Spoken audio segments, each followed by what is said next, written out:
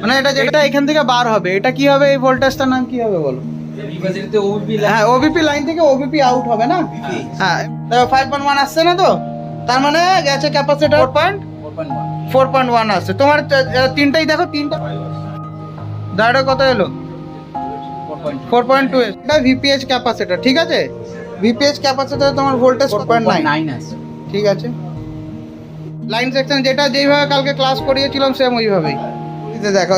এখানেই তো ইউনিক তোমার 5.1 এলো, আর ইউনিক 0 এলো তো তোমার, হ্যাঁ 0 এলো, সেইগুলো তুমি টাচ করবে। 4. সে দেখো 4.5। এই যে ইনপুট লাইন হ্যাঁ, এই জিনিসটা কোথায় চলে যাবে? কত আসছে এখানে? ও এ পারে, এ পারে, এ পারে